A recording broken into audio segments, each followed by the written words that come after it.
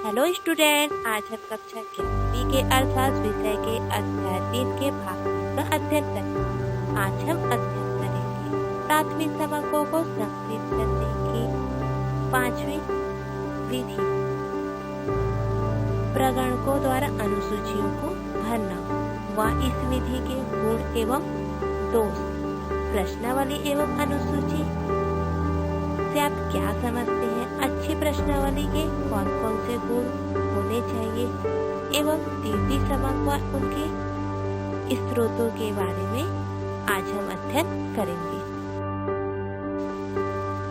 प्रगणकों द्वारा अनुसूचियों का भरना प्राथमिक क्रमांकों को संकलित करने की 5वीं विधि है प्रगणकों द्वारा अनुसूचियों का भरना। सूचकों द्वारा प्रश्नावली भरवाकर सूचना प्राप्त करने की विधि में अनेक कठिनाइयाँ आती हैं तथा सूचना भी अपूर्ण, अपर्याप्त एवं अशुद्ध होती है।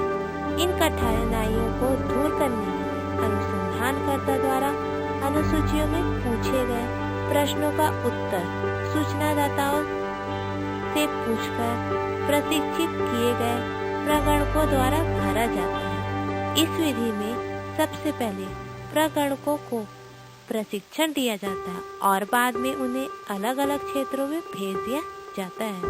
प्रगणक अपने अपने क्षेत्र में जाकर सूचना देने वाले से संपर्क करते हैं तथा उनसे प्रश्न पूछकर अनुसूची को भरते हैं। इस विधि की सफलता प्रगणकों पर ही निर्भर होती है। गुण प्रगणकों द्वारा अनुसूचियों को भरवाकर सूचना प्राप्त करने की विधि के प्रमुख गुण कुछ इस प्रकार है। विस्तृत क्षेत्र के लिए उपयुक्त। यह विधि विस्तृत क्षेत्र से सूचनाएं प्राप्त करने के लिए बहुत ही उपयुक्त है, क्योंकि प्रशिक्षित प्रगणकों को दूर दूर के क्षेत्रों में भेजकर सूचना एकत्रित की जा सकती है। नेक्स्ट है उच्च स्तर की शुद्धता। इस विधि में प्रशिक्षित किए गए प्रगणकों द्वारा क्रमांक संकलित किए जाने के कारण क्रमांकों में उच्च स्तर की शुद्धता होती है। नेक्स्ट है व्यक्तिगत संपर्क। इस विधि में प्रशिक्षित प्रगणक सूचना देने वालों से व्यक्तिगत संपर्क स्थापित करते हैं, अतः उन्हें जटिल प्रश्नों के भी शुद्ध एवं विश्वसनीय उत्तर प्राप्त हो जाते हैं। नेक्स्ट है पक्षपात की भावना का अभाव। इस विधि में प्रगणकों के योग्य एवं प्रशिक्षित होने के कारण पक्षपात की संभावना कम रहती है। नेक्स्ट है पूर्णता।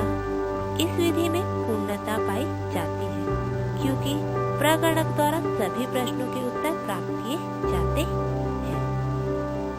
इस तरह इस विधि के अनेक गुण हैं। दोष प्रगणकों द्वारा अनुसूचियों को भरवाकर सूचना प्राप्त करने की विधि के प्रमुख दोष कुछ इस प्रकार। पहला है अधिक खर्चीली प्रणाली। इस विधि के अंतर्गत प्रगणकों को प्रशिक्षण देने एवं उनको नियुक्त किए जाने से अनुसंधान में अत्यधिक खर्च होता है। नेक्स्ट है अधिक समय। इस विधि में पहले प्रगणकों को प्रशिक्षण दिया जाता है, इसके बाद ही उनकी नियुक्ति विभिन्न क्षेत्रों से सूचनाएं एकत्रित करने के लिए की जाती है। वे सूचनादाताओं से संपर्क कर सूचनाएं एकत्रित करते हैं, अतः इसमें समय अधिक लगता है। नेक्स्ट है पक्षपात की संभावना। यदि प्रगणकों में पक्षपात की भावना हो तो क्रमांकों में शुद्धता नहीं रहेगी। नेक्स्ट है योग्य प्रगणकों की कमी। इस विधि का प्रमुख दोष यह है कि योग्य प्रगणकों की कमी होती है, अतः सही क्रमांक एकत्रित करना कठिन हो जाता है। इस तरह इस विधि के दोष अनेक हैं। प्रश्नावली एवं अनुसूची। सांख्यिकी अनुसंधान में प्राथमिक क्रमांकों के संकलन हेतु प्रश्नों की एक सूची को प्रश्नावली, रिक्त भाव, अनुसूची आदि नामों से जाना जाता है। इन सभी के बारे में आगे हम विस्तार से पढ़ेंगे। रिक्त फॉर्म। अब प्रश्न आता है, रिक्त फॉर्म किसे कहते हैं? सांख्यिकी अनुसंधान हेतु चुने गए विषय से संबंधित प्रश्नों की एक सूची, जिसमें प्रत्येक प्रश्न के आगे या पीछे की ओर प्रश्न के उत्तर लिखने के लिए रिक्त स्थान होता है। इसे ही रिक्त फॉर्म कही जाती है। आपको यहाँ पर एक फॉर्मेट दिखाया गया है, जिस फॉर्मेट में व्यक्ति के स्वास्थ्य संबंधित प्रश्न उनसे पूछे जा रहे हैं कि उसने अगले 2 सप्ताह में किस तरह का महसूस किया है। इन प्रश्नों के उत्तर उन्हें रिक्त स्थानों पर लिखना है। इसे ही रिक्त फॉर्म कहा जाता है। प्रश्नावली। आपको नाम से ही समझ आता है, प्रश्नावली अर्थात जिसमें प्रश्न दिए रहते हैं और व्यक्ति को उनके उत्तर उसमें लिखना या भरना होता है। सांख्यिकी अनुसंधान हेतु चुने गए विषय से संबंधित प्रश्नों की एक ऐसी सूची, जिसमें प्रश्नों के उत्तर के लिए रिक्त स्थान नहीं होता, किंतु उत्तर अलग कागज पर लिखे जाते हैं, प्रश्नावली कही जाती है। हम यह भी कह सकते हैं प्रश्नों की एक ऐसी सूची जो कि डाक द्वारा सूचकों को प्रेषित की जाती है तथा जिसमें प्रश्नों के उत्तर सूचकों द्वारा स्वयं भरे जाते हैं, प्रश्नावली कहलाती है। यहाँ आपको प्रश्नावली संबंधित एक सामान्य निवास प्रमाण पत्र हेतु आवेदन पत्र प्रदर्शित किया गया है, जिसमें व्यक्ति को अपना नाम, पिता का नाम, जन्म तिथि, जन्म स्थान, पता, मकान नंबर, कौन से मोहल्ले में रहता है एवं स्वयं का फोटो यहाँ पर लगाना है। इस तरह से प्रश्नावली को भरा जाता है। अनुसूची। अब प्रश्न आता है, अनुसूची क्या है?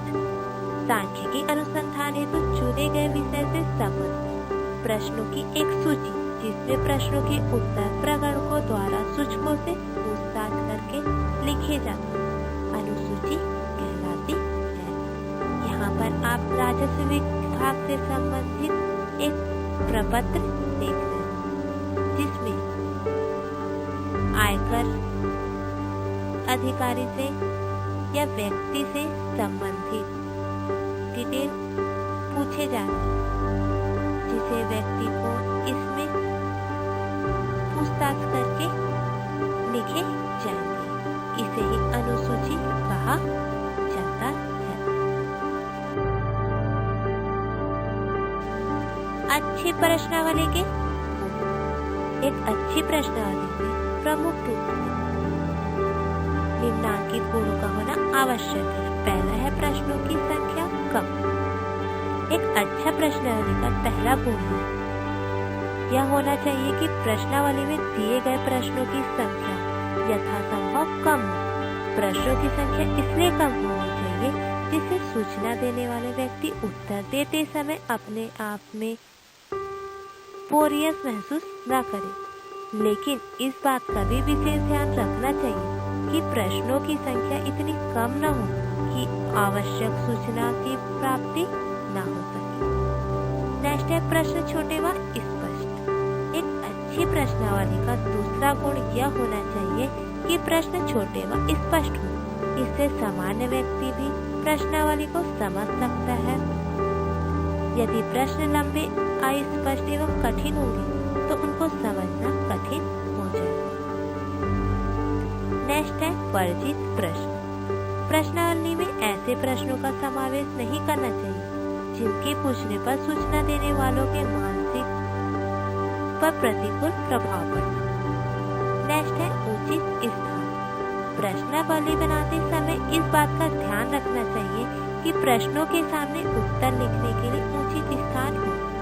जिससे कि उत्तर देने वालों को किसी कठिनाई का सामना न करना पड़े। नेक्स्ट है उचित क्रम। प्रश्नावली करते समय इस बात की ओर भी विशेष ध्यान किया जाना चाहिए कि प्रश्नावली में जिन प्रश्नों का समावेश किया गया है वे एक उचित क्रम में हो। नेक्स्ट है निर्देश। शुद्ध निष्कर्ष प्राप्त करने के लिए यह भी आवश्यक है कि प्रश्नावली में उत्तर देने वालों के लिए स्पष्ट निर्देश दिए जाए। जैसे यदि लंबाई संबंधी प्रश्न पूछा गया तो यह स्पष्ट होना चाहिए कि लंबाई मीटरों में देनी है अथवा सेंटीमीटर अथवा इंचों। नेक्स्ट है अनुसंधान संबंधी प्रश्न। प्रश्नावली में केवल उन्हीं प्रश्नों का समावेश होना चाहिए जो कि वास्तव में अनुसंधान कार्य से संबंधित हो। जैसे एक फैक्ट्री के श्रमिकों की मजदूरी संबंधी जांच करनी हो तो उनका दृष्टिकोण संबंधित प्रश्न पूछने का कोई औचित्य नहीं है। नेक्स्ट है सरलता। प्रश्नों की भाषा सरल एवं स्पष्ट होनी चाहिए। प्रश्न छोटे होने चाहिए। प्रश्न लंबे तथा जटिल नहीं होने चाहिए। गणित संबंधित प्रश्न भी नहीं पूछे जाने चाहिए। इस प्रकार अच्छी प्रश्नावली में इन सभी गुणों का समावेश का होना आवश्यक है। आदर्श प्रश्नावली का नमूना यहाँ आप देख रहे हैं। आधार कार्ड नामांकन हेतु प्रमाण पत्र दिया गया है। इस प्रमाण पत्र में प्रश्न पूछे गए हैं जिसके उत्तर व्यक्ति को इसके अंतर्गत लिखना है। यह व्यक्ति से संबंधित संपूर्ण जानकारी को इसमें लिखना है। जैसे व्यक्ति का नाम, पिता का नाम, जन्म तिथि हिंदी एवं अक्षरों में लिखना है। निवासी वह गांव में रहता है, कौन से मोहल्ले में रहता है, कौन से जिले में रहता है, प्रदेश, वहां का पिन कोड। इस तरह से एक आदर्श प्रश्नावली का यह नमूना आपको प्रस्तुत किया गया है।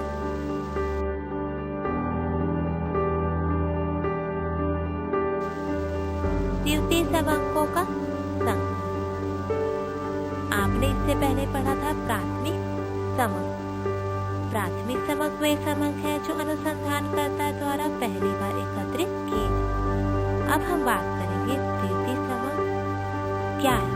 द्वितीय समंक वे है जिनका संकलन किसी दूसरे व्यक्ति द्वारा पहले किया गया है और उसका प्रयोग अनुसंधानकर्ता द्वारा अपने अनुसंधान के लिए किया जा रहा है। द्वितीय समंकों के प्रयोग में समंकों के मौलिक संकलन की समस्या उत्पन्न नहीं होती है।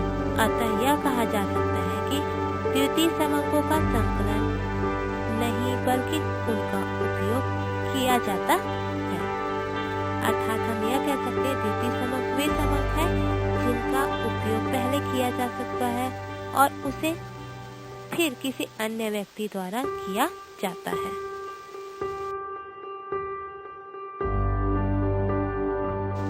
द्वितीयक समंकों के स्रोत।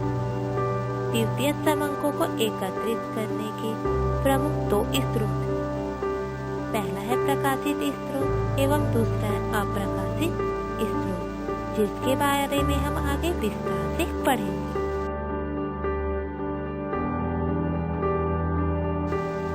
प्रकाशित स्रोत। द्वितीय समंकों को एकत्रित करने की स्रोत में पहला स्रोत है प्रकाशित स्रोत। प्रकाशित स्रोत विभिन्न विषयों पर सरकारी एवं गैर सरकारी संस्थाएं तथा अन्य अनुसंधानकर्ता महत्वपूर्ण समंक एकत्र करके उन्हें समय समय पर प्रकाशित करते रहते हैं। इन प्रकाशित समंकों का उपयोग अनुसंधानकर्ता द्वारा अपने अनुसंधान के लिए कर लिया जाता है। इन्हें ही द्वितीय समंकों के लिए प्रकाशित स्रोत कहा जाता है।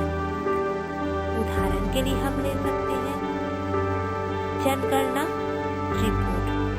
यहाँ आपको जनगणना रिपोर्ट प्रस्तुत किया गया है जिसमें भारत की 2011 की जनसंख्या को बताया गया है। जिसमें महिला एवं पुरुषों की जनसंख्या को विस्तार से वर्णित किया गया है एवं लिंग अनुपात को भी प्रस्तुत किया गया है।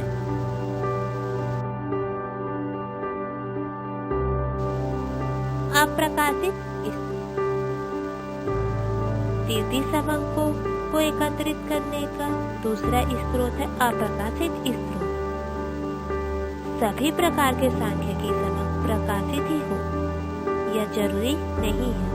सरकार के विभिन्न विभागों अथवा निजी संस्थाओं के द्वारा समंक संकलित कर रिकॉर्ड के रूप में रखे जाते हैं और उनका उपयोग वे अनेक विभागों के लिए करते हैं। इनका प्रकाशन वे नहीं कराते। अनुसंधानकर्ता इन प्रकाशित समंकों का उपयोग अपने अध्ययन के लिए कर सकते हैं। इस प्रकार अनुसंधानकर्ता को प्रकाशित अथवा अप्रकाशित दोनों स्रोतों में द्वितीय समंक प्राप्त हो सकते हैं। Thank you.